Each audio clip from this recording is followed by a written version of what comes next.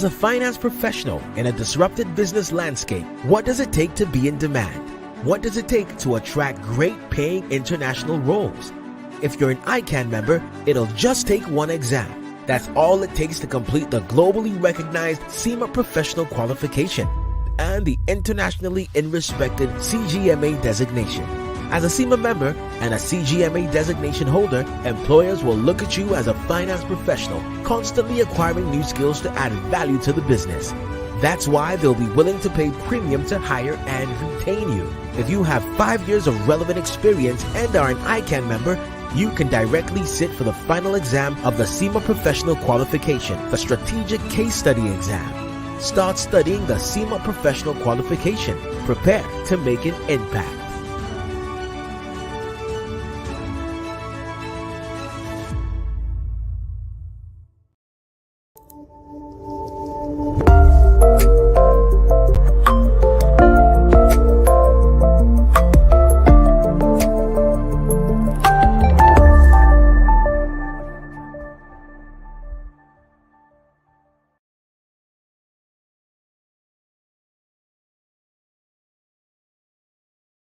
Good evening, our professional colleagues, students, friend of our Noble Institute, ladies and gentlemen. It is my pleasure to welcome you to another edition of ICAN on Air. Today, Thursday, the 21st of July, the year 2022. ICAN on Air, it's a program powered by the Institute of Chartered Accountants of Nigeria, an institute that prides itself with integrity and accuracy. And it is my pleasure to have you on board today. Knowing fully some of the educative topics we've shared and some of the knowledge base that you have increased being part of this program every Tuesdays and Thursdays. It is my pleasure this day to welcome you on ICAN on Air. And today, we will be talking on managing risk in today's contemporary business world. Oh, you and I know the risk that is in the business space, knowing fully well some of the challenges that is out there for us. And I'll be guesting today no other person than Mr. Peter Adebayo. Mr. Peter Adebayo owns BSc, MBA, PGD, AMNIM, CPFA, ACTI, FCA, a seasoned chartered accountant who has his master's in financial management from the Lagos State University, certified professional forensic accountant of the Institute of Certified Forensic Accountant in Canada, an associate member of the Nigeria Institute of Management, an associate member of the Chartered Institute of Taxation of Nigeria. He is a managing partner of Peter Adebayo & Co., Chartered Accountant and double at the lead consultant and CEO of 2612 Consulting and Professional Services. He is an erudite public speaker and highly sought after facilitator of repute and business code. He's a senior faculty member and regular facilitator with the Tom Associate, a foremost training institute in Nigeria, an entrepreneur par excellence and proud fellow of our great institute. This is our guest for today, and I can assure you that we are fully prepared to move on that pace, telling you some of the things that you need to know about risk in the managing risk in the today's contemporary business world.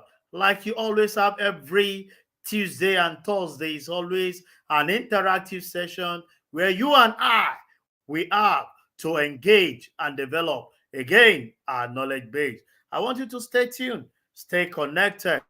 In the next few minutes, I'll be bringing in our guest for today. Don't go anywhere. Stay tuned. I will be right back.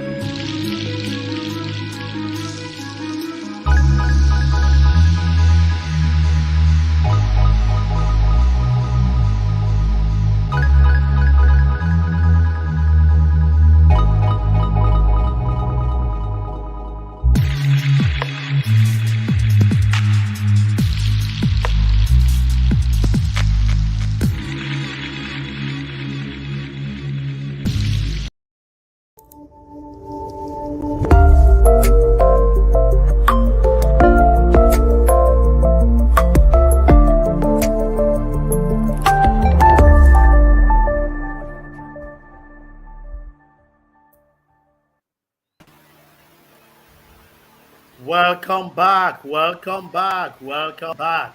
Like I mentioned to you, today I'm having with me on ICAN on Air an erudite scholar, a seasoned professional, Mr. Peter Adebayo, FCA. Mr. Peter, my pleasure to have you here. Good evening. Thank you very much. It's my pleasure to be here this evening uh, to share this moment with distinguished colleagues across this platform. I want to say thank you to the ICAN president, the council members, and the entire management team for this opportunity, which I'm not taking for granted, to be a part of this program. Thank you very much. It's my pleasure. Yeah, thank you. You can say that the institute president and the council member does this to make sure that they increase the knowledge base of our member. Let's say the ground running on our topic for today. Before we look at the concept of risk that we want to talk about, I want you to educate our viewers on the formation, running, and managing businesses, especially in this current challenging environment. Let's have your insight in this, Mr. Debad. Thank you. Thank you very much once again. It's actually a very challenging moment. The starting point to own a business is all about idea. That is what I normally call the IPD approach to business startup, because business is all about ideas. What do I mean by IPD approach? You first of all conceive an idea and you build a plan around that idea, which I call planning methodology. And of course, there is an action that translates that planning methodology into real action and business commences. Of course, running a business requires that you create from inception a business identity by registering either a business name or incorporating a limited liability company. Of course, there is need for you to put adequate structures in place in line with the size of your organization. And of course, taking this into cognizance, you go ahead and open bank accounts, do other things that you require to create a business identity, and of course, you are set to start. Brilliant, brilliant. I even love your perception of that, your small acronym, which you call IPD. And the fundamental of it is conceive an idea, if business must flow. And I think our listeners and our viewers are picking up on this. So, straight in the context of business environment, can you please explain the concept of risk and how it can impact on businesses? Well, generally speaking, a risk is any situation which involves an exposure to danger, exposure to hazard, harm, loss, threat, pitfall, peril, trouble, or accident. But within the context of business, it is the possibility or probability that an intended goal to be attained under a set of circumstances or conditions or situations will suffer a hitch. And that goal attainment may either be truncated or not even be achieved at all. Or even when you achieve it, you may not be able to achieve it in line with the specified or stipulated parameters. So, lack of adequate knowledge of risk management is no doubt a recipe for business failure. You can say that. When you talk about risk, you talk about the possibility and probability of not achieving your goal. So, you might have a very lofty idea. When you don't take idea of risk, that means you might see yourself falling on the other side. So, Mr. Deba, let me just ask you, can you run through an overview of risk in business environment?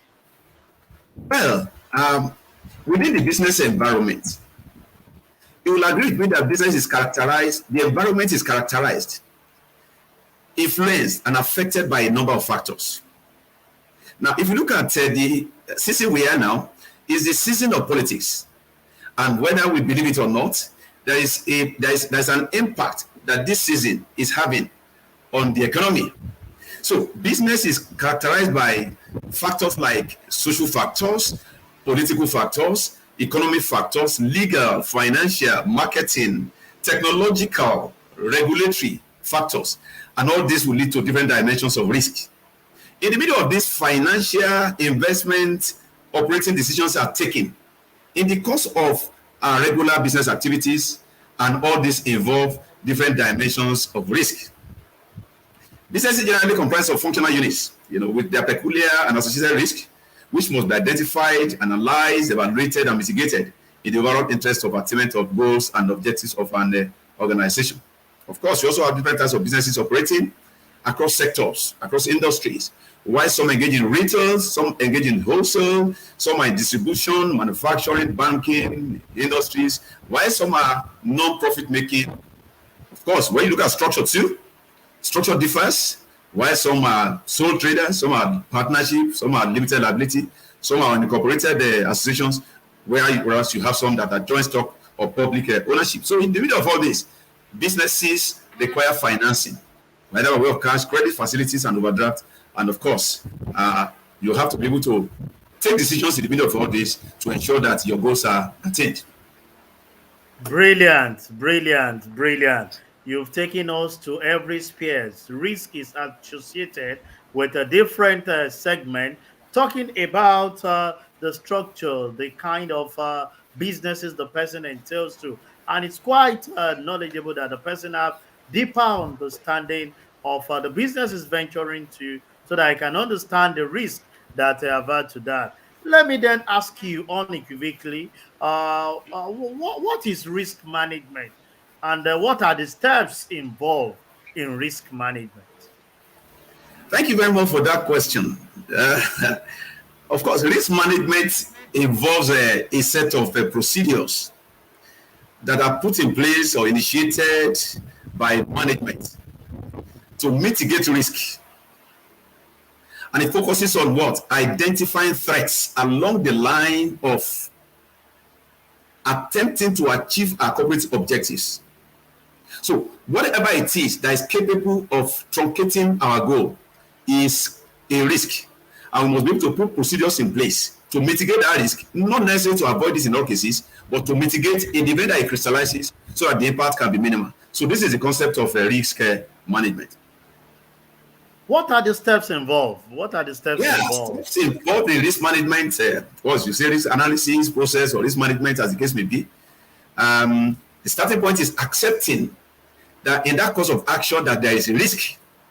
If you don't accept that there is a risk, managing risk becomes very, very difficult. So you must accept there is a risk. There is need for you to also conduct a risk assessment survey, getting input from management and departmental heads, which is critical to this process. Right? Of course, there is need for you to also identify the risk factors in every course of action, which is the main reason why you are performing risk assessment in the first instance. Then you must take steps, right, to look or ask yourself, what are the possible adverse effects that could occur? Human error, fire, disaster, flood, or earthquake. What is the potential that the integrity of your system will not be compromised? Of course, you need to go further to also analyze the risk, subject the risk to analysis. You develop a risk management plan along the line, because if you don't develop a risk management plan, there's not going to be a basis for you to implement the risk. And after the risk management plan, the next is to go ahead and implement the risk management plan. And how successfully you're able to implement the risk management plan will determine whether your risk management effort will be successful or not. And of course, after then, you go ahead and monitor the risk. That is deep. That is deep. Telling us the in-depth of what risk management and some of the steps are. Assess the risk. Look at the risk factor.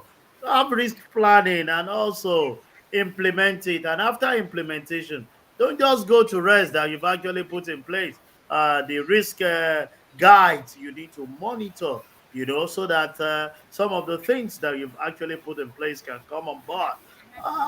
Mr. Adebayo, some investors and businesses, they have this large appetite for risk, while others are risk averse.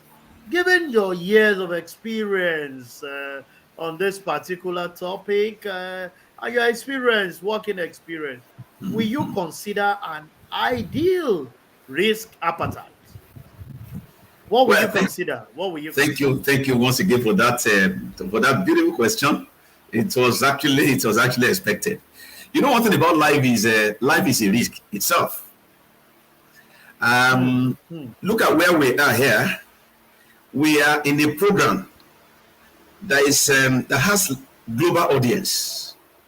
If we don't understand risk management, there is a likelihood that a particular risk element involved in this program, if it crystallizes, is capable of truncating the entire assignment. Now, there are dimensions to being risk averse. There are certain categories of people, they are not interested in taking risk at all. They don't want to get involved in risk. They are frightened by risk. That's the extreme end of risk aversion. Now, the other dimension is there are certain category of people, they want to take a low level of risk. And of course, you know there is a correlation between risk and success level. Just like we were taught in those days of financial management theory, there is a relationship between risk and returns. You know, the higher the risk, the higher the returns. So the higher you're able to embark on a risk, the more likely that you're going to be very successful. Light appetite for risk is a great desire to succeed in a business endeavor. It is recognizing that there are bottlenecks. It is recognizing that there are obstacles against success. But the fact is, success resides in risk. If you don't take risk, you cannot be very successful. Every course of action has a risk factor or the other. And that was why I had to go through my processes by saying, of course, you must identify the risk, analyze the risk, evaluate the risk, mitigate the risk, and of course, you go ahead and do what? And control the risk. You said something for everyone that will be successful. You must definitely venture into risk. You just said it. Success resides in risk. So you can always say, like we learned in financial management those days, which you have just postulated that the higher the risk, the higher the return. The lower the risk, the lower the return. So it's left on your path which one you actually want to go with. While we are still moving on and considering the fact that we are professional accountants, plays with funds, our core area, plays a strategic role for businesses because finance is the heartbeat of so many businesses. How should a business seeking for fund identify its risk to ensure that the provider of the credit facilitated are guided? Can you advise our professionals, our members on this? Well, let me. These are professionals. We're talking to professionals, but maybe I should also remind us that sourcing for fund, is a finance function in any organization, and it requires very sound financial management skills,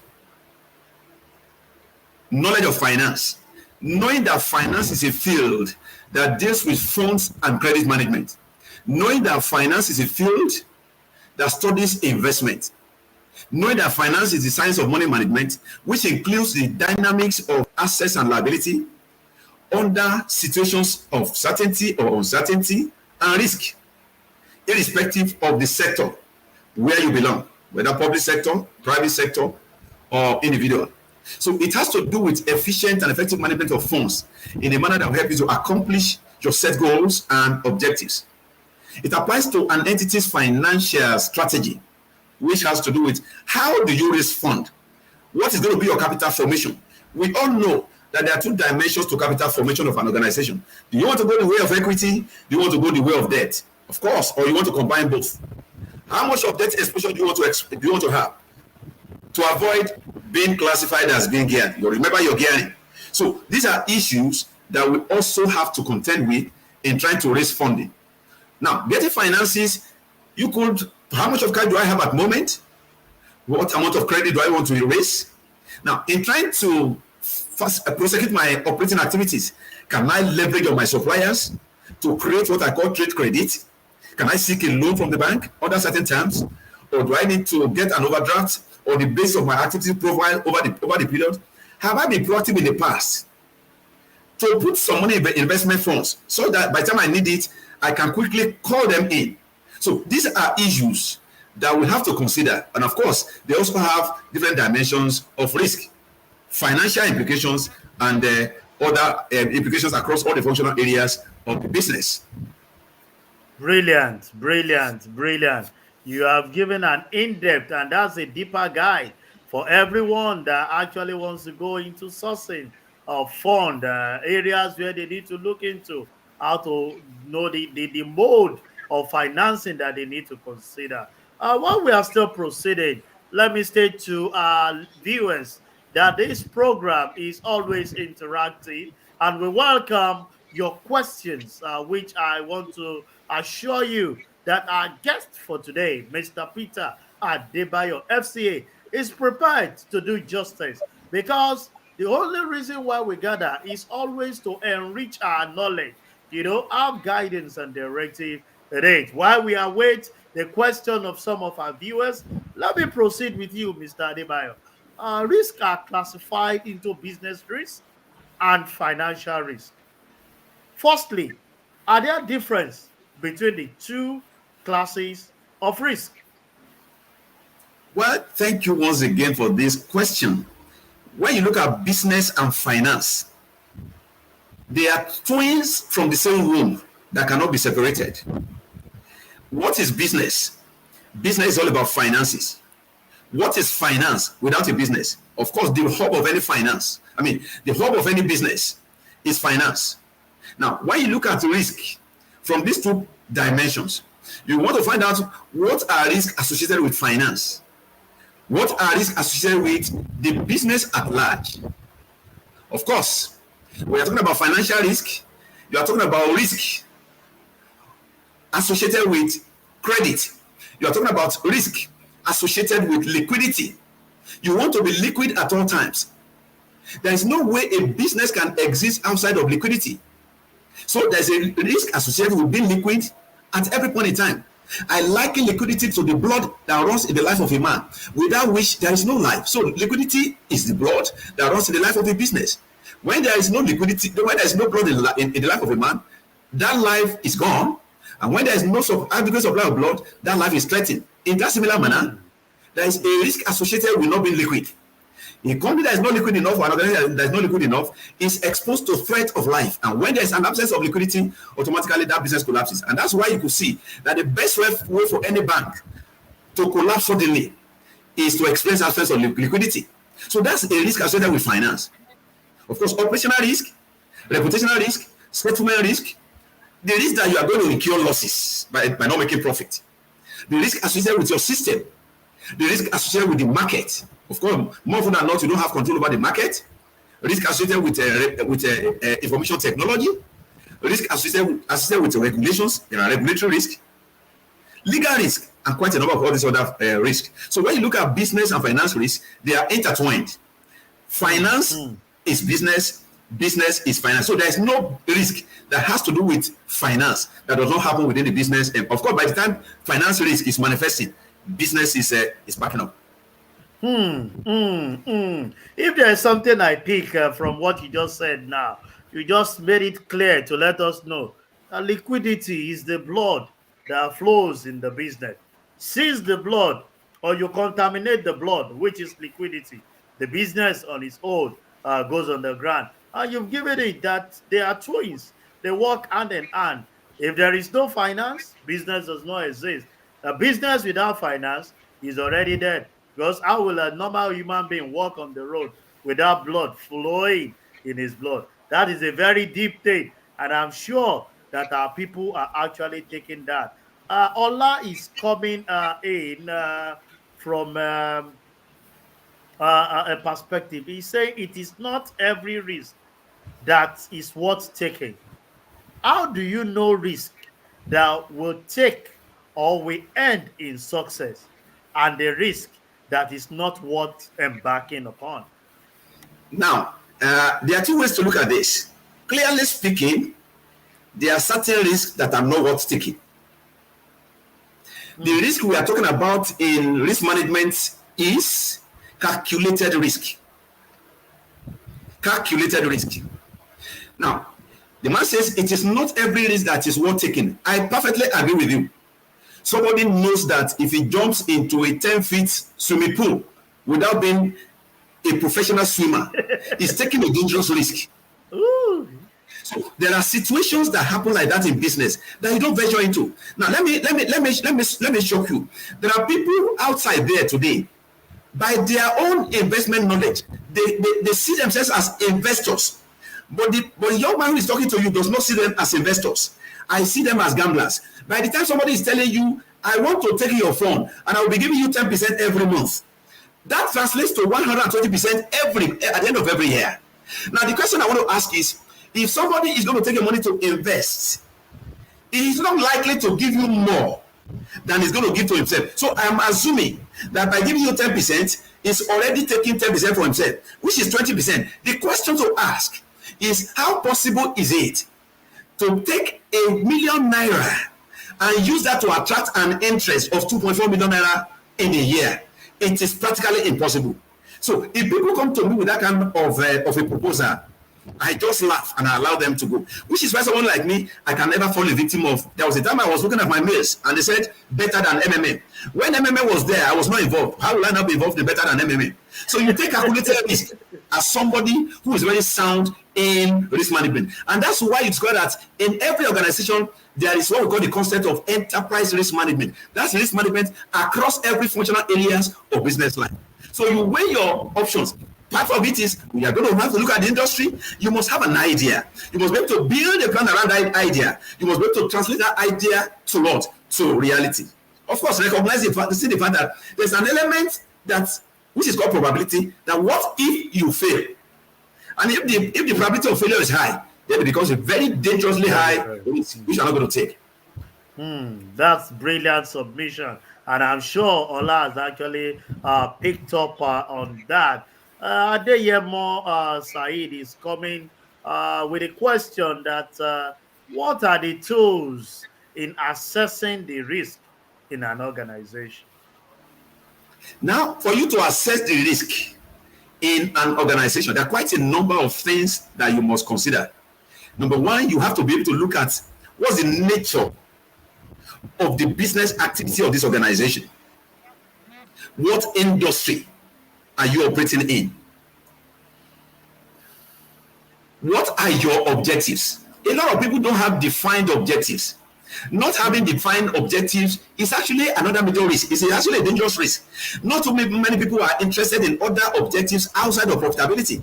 Everybody wants to run profit. But I tell you, beyond profitability, there are other objectives of business that if you don't pay attention to, you are taking a dangerous risk. What are some of those other objectives?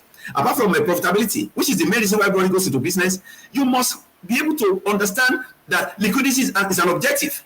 Efficiency is an objective.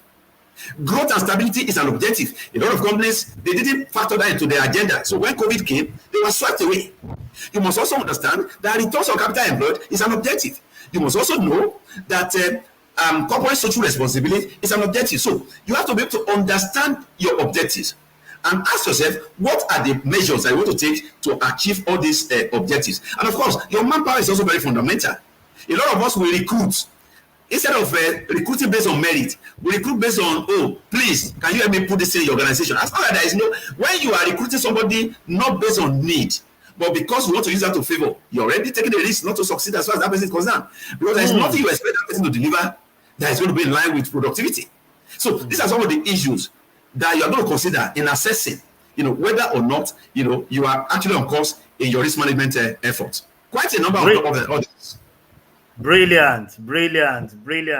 You're taking us to the class, and you reminded me those days that I have to take the risk of whether I will pass ICAN or not. And I think it's not a. It was well calculated for me, because taking the risk of writing the exam with every word that people say pays off today. Let me take you on this, Mr. Debayo. It is obvious that risk analysis is a key to continuous operational existence of businesses. Can you please take our viewers through the processes of risk analysis and the highlight of the importance of risk analysis in the survival of businesses? Thank you, my distinguished professional colleague. Analysis of risk to secure continuous existence and operations. The first question is, what is risk analysis? Risk analysis entails, it's a process that helps you to identify and analyze potential issues that could negatively impact key business initiatives or specific projects. Is an important part of risk analysis. An important part of risk analysis is what? Identifying the potential threat or harm. Then, of course, the likelihood that it will occur or that it will what? It will crystallize. So it's a technique that is used to identify and assess factors that may jeopardize the success of a particular project or the goals that you have set at a point in time. So it also helps you to define preventive measures to reduce that probability of the factors from occurring. And that will help you to identify countermeasures, which we refer to as control measures, to successfully deal with that. What significance is risk analysis? Risk analysis is very important because it helps you to anticipate and reduce the effect of harmful results from adverse events. Let me give you an example. The fact that you have a set of bottles of fire extinguishers is a risk management effort, but that will not on its own stop a fire outbreak. The only thing that could do is, in the event that there is fire outbreak, you could make use of that fire extinguisher before there is a conflagration. And of course, you are not managing your risk well if on a regular basis you don't check that fire extinguisher is still loaded with gas. Otherwise, the day there is fire, you should discover that you are going to be very, very disappointed. So, part of the importance is it helps you to know or evaluate whether the potential risk of a project are balanced by its benefit to aid the decision process when evaluating whether to move forward or not on that project. Wonderful, wonderful, wonderful. Sincerely speaking, you're taking us to class. And I think the deeper knowledge into risk management is making obvious even to us. Someone was asking a question. Technical team, can I have the question? Talking about, as professional accountants, we have those that are in practice, those who are not in practice. And I want to take this question by Olatunji. He is asking that as people in practice, what are the risks that they are exposed to? Reading through your profile, I know that you are in practice, and this is what are the risks? What are the risks? Let me prepare the minds of our colleagues who are still scared of going to practice. I can tell you, going into practice is not so easy. But when I was going to go into practice, I knew I was taking a risk. I wasn't taking a dangerous risk, but I was taking a calculated risk. As chartered accountants, if you look at the training we have been given, and I'm hoping one of these days I'll have the privilege of probably taking that, as a different topic entirely. We are trained to be job creators, not job seekers.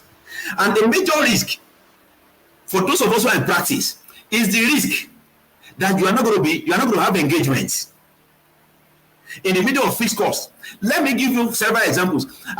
There's a question I'm used to answering, because by the time I would have made my presentations, I'm used to Mr. Adebayo. Oh yeah, your presentation is very brilliant, very, very fantastic. But there's a question. I wish we can afford to pay you. It's better for you to say, can you afford to pay me? When you are asking me that question, it means you are already seeing value in me. I've had to lose a number of clients who were going to pay me peanuts. But when I look at the peanut they were going to give to me, I would rather not take the risk of taking that job and perform washing and deliver below quality. I'd rather miss that than of course go ahead and take it and it will affect my quality. That's one. Then number two, you also must be able to think diversifiedly, in a diversified manner. Look at somebody like me. I'm in practice. I also get involved in human capital development. I speak in training programs. There's a particular organization where on a regular basis I get invited, and that's by virtue of the fact that I'm able to cover myself. So audio practice may not be enough, because for those of us who are the small and medium size, of course our big brothers, the big four, they are always taking all those things. But for me, I will look out for small organizations that can grow with me, so that over time, at a time, I'll be, in fact, you are going to be the one that will be saying, Mr. Adiba, I think this is your fee, we need to upgrade it. So you just need to believe in yourself, and there'll be professional in approach. Don't compromise your quality. I will never compromise on my quality on that. Then you must be prepared to collaborate. So these are some of the ways to mitigate the risk of practice for those of us who are in practice. Very brilliant submission, Mr. Debayo, and I can say it for free, a fulfilling person in practice that I know very, very well. And I love the perception that you put to it. And these are some of the things our presidents have actually been preaching, and that is be a job creator and not a job seeker. If you are there in employment today, definitely one day, you will come to that space where you need to create the job for that to gain. Felix is asking, this I won't want to delve into because it has to do with election. While I expect more questions to come in, you know, I don't run away from politics, but I want to minimize that.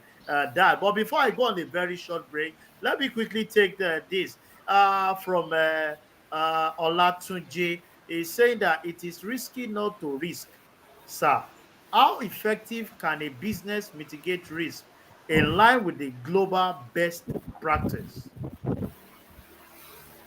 Well, global best practice is all about compliance with norms. There is what we call NOCLA. NOCLA means non-compliance with laws and regulations. When you are a professional with distinction, a professional that is not prepared to compromise on your quality, a professional that is always wanting to be seen as giving the best, of course, it's going to come at a price. It's definitely going to come at a price. How do you do that? You must be very consistent. You must be determined. A colleague of mine, one of my partners, had a friend, and we were invited. When after all said and done, in fact, they wrote a mail to me to say, sorry, we couldn't accommodate you because of the cost. And I had to write a very well crafted mail. We appreciate the fact that you are not able to engage us at this point in time. However, if the opportunity makes itself available in future, we are still available to offer our services to you in line with best and global practices.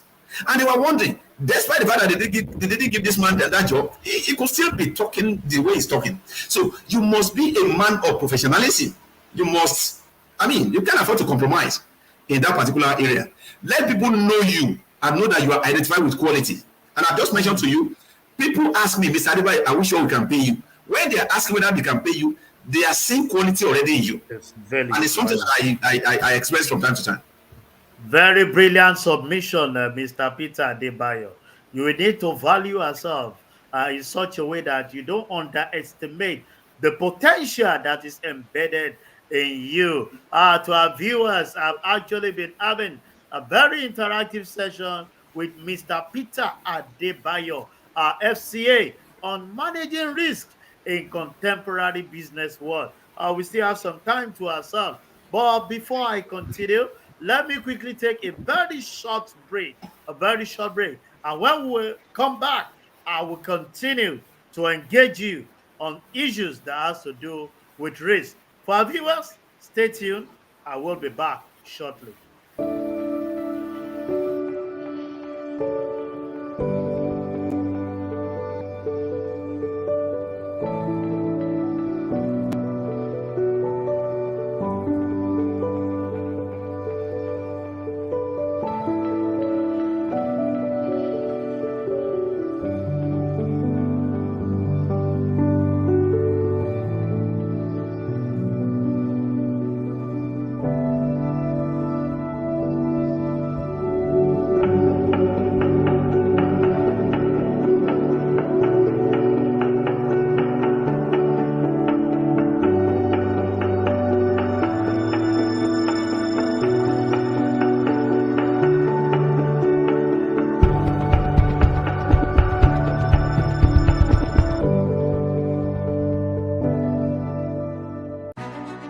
As a finance professional in a disrupted business landscape, what does it take to be in demand? What does it take to attract great paying international roles? If you're an ICAN member, it'll just take one exam. That's all it takes to complete the globally recognized SEMA professional qualification and the internationally respected CGMA designation. As a SEMA member and a CGMA designation holder, employers will look at you as a finance professional, constantly acquiring new skills to add value to the business. That's why they'll be willing to pay premium to hire and retain you. If you have 5 years of relevant experience and are an ICAN member, you can directly sit for the final exam of the SEMA Professional Qualification, the Strategic Case Study Exam. Start studying the SEMA Professional Qualification. Prepare to make an impact.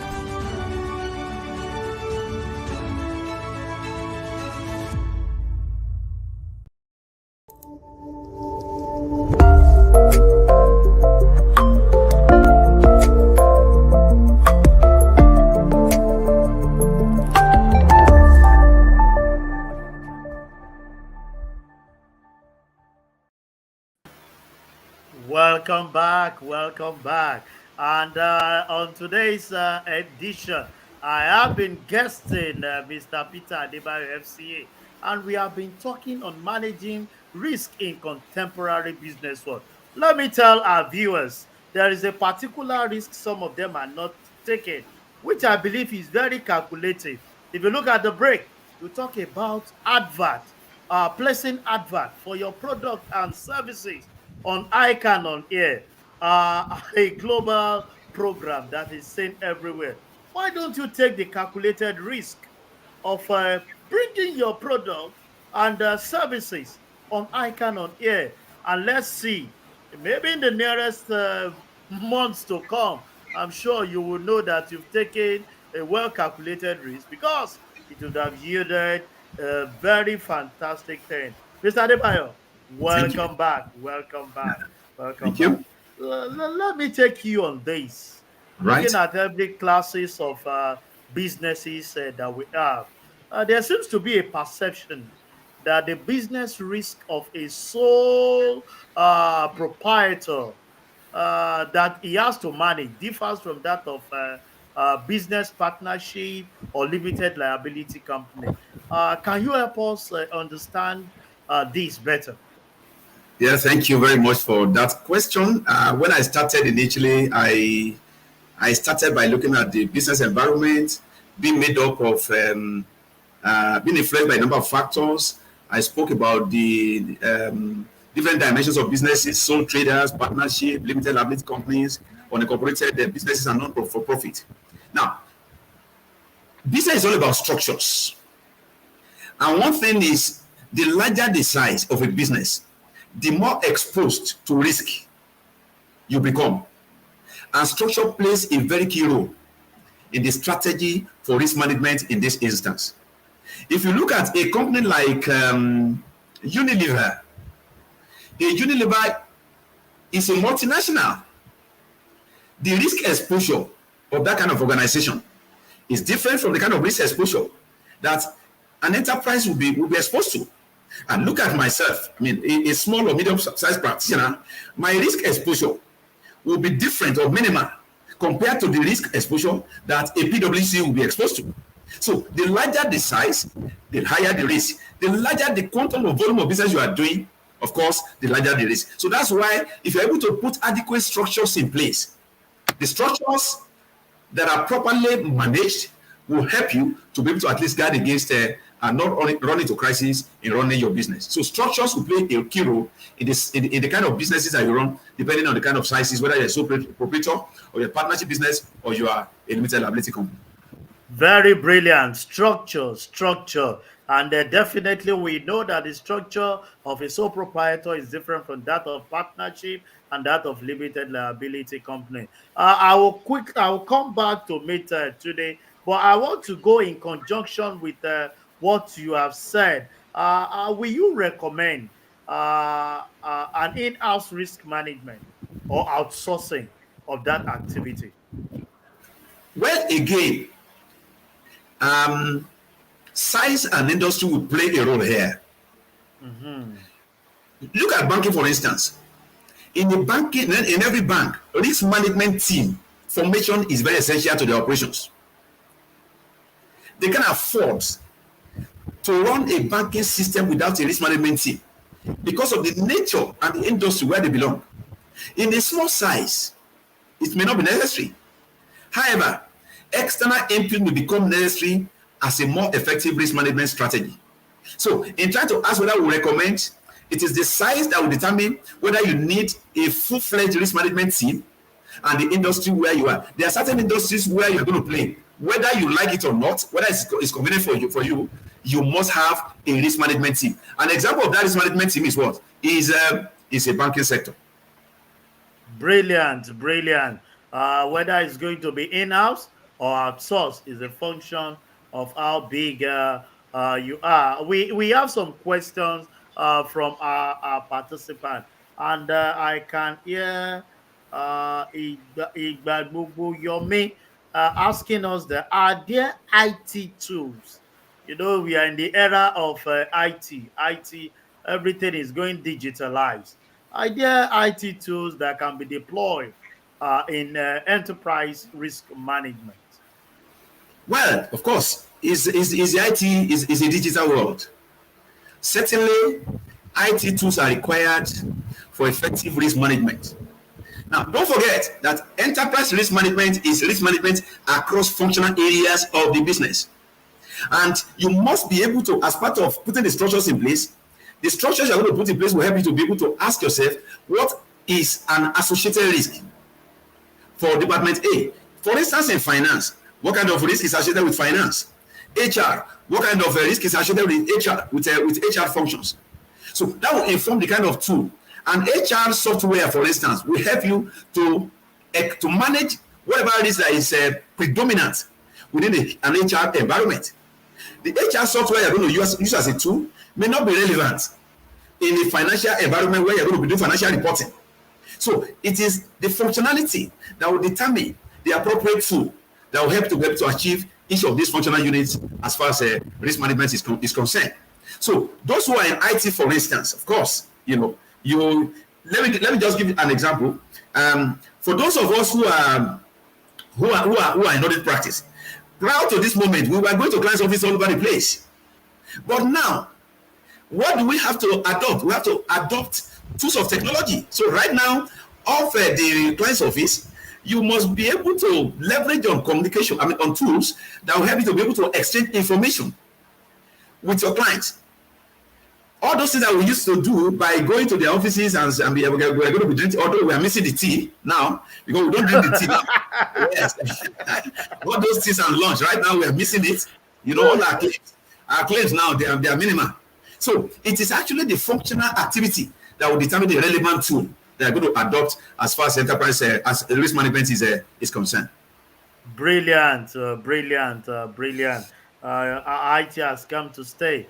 And part of the things that we are both enjoying today is that the introduction of IT has made all our members connected, globally, turning the environment to be a small village where we're all, connected together. Joy is asking a question. Can we say that the risk in today's contemporary business are different from the risk businesses faced before now? Yeah, thank you very much for that question. Joy, I will say in affirmative that today's contemporary business risk, they are far different from the risk prior to now by virtue of technology. If you look at the pace of technology now, the rate at which technology is moving is, in fact, criminal tendencies are on a faster increase.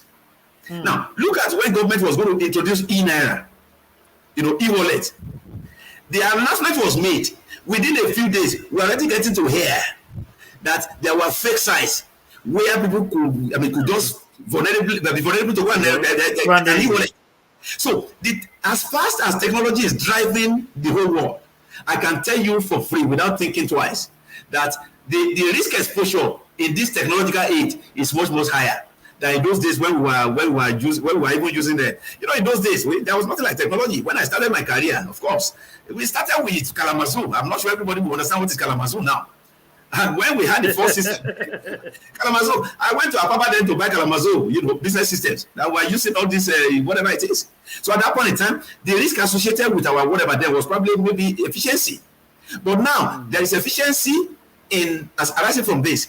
But the vulnerabilities arising from exposure to technology, they are more than what you can even explain. So the answer is yes. Oh, it's highly enormous. It's highly enormous. Even battling with hackers, every day. I learned from a particular training where we were being told there are professional hackers. That's what they do. Even bankers engage them so that they can mitigate some of the challenges that they are faced with. The problem is that will not always be our friend. But as we are costing over Mr. Adebayo, can you give us practical industry experience? How do you think risk can be mitigated? Practical industry experience. Well, mitigation of risk is very, very essential. And whether we like it or not, we cannot run away from it.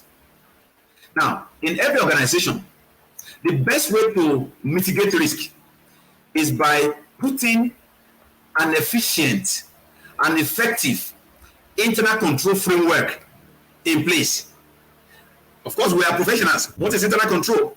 Internal control is the process of trying to attain set goals and objectives of an organization through operational efficiency, through reliable financial reporting, and through compliance with laws and regulations. So every department requires controls in line with functional activity. And these controls, some people must be made to be in charge that will monitor, so that where they are derailing, you can easily know that you are derailing.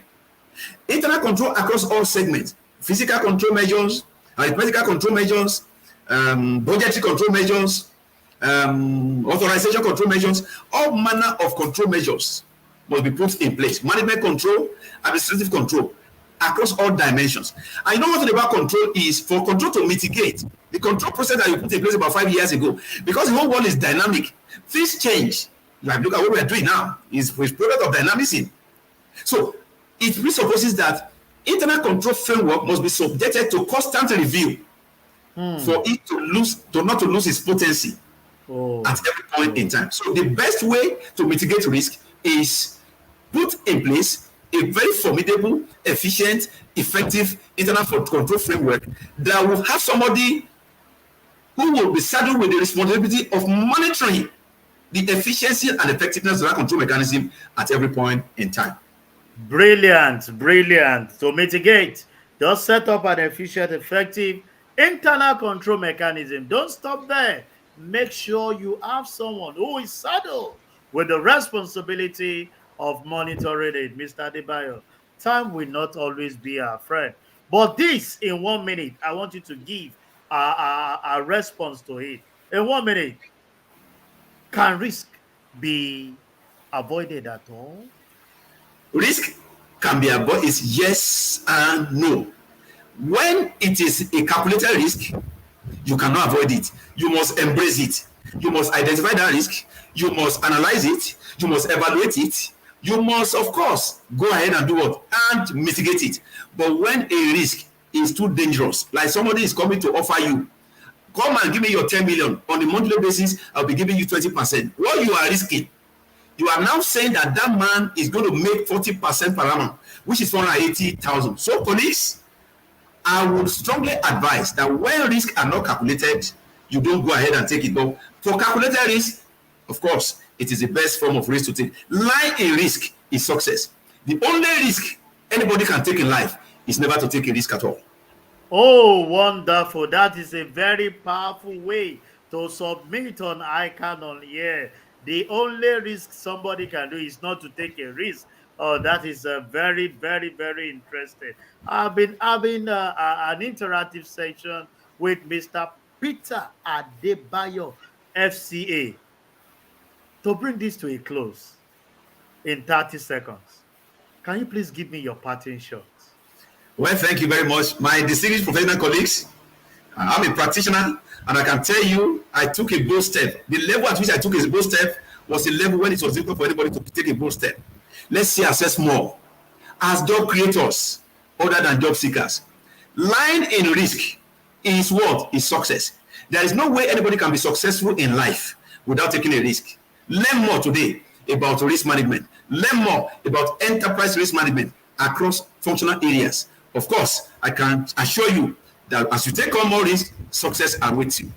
That is it, my brother. Thank you very much. Thank you very much, Mr. Peter Adebayo, FCA, for guesting with us today on ICAN on Air. It's been a very interactive session, and I can feel that even from the comment of our members. A very awesome presentation, and you have just concluded in a very fantastic way, telling us every professional accountant should be a job creator and not a job seeker. On this note, we are bringing to a close ICAN on Air today. But before I go, let me quickly give you a brief announcement of activities that is rolling in the Institute. By the special grace of God, we will be having our 52nd annual accountant conference come October 10 to 14 at the International Conference Center, Abuja. Also, we have the World Congress of Accountants in India come November. And you can always have every of this information once you log on to our website. And to part with today, take a calculative risk by bringing your goods and products on ICAN on air. I remain your host till we see you again next week, Tuesday. I remain Olusesan Okunade, FCA, your anchor on ICAN on air. Bye for now.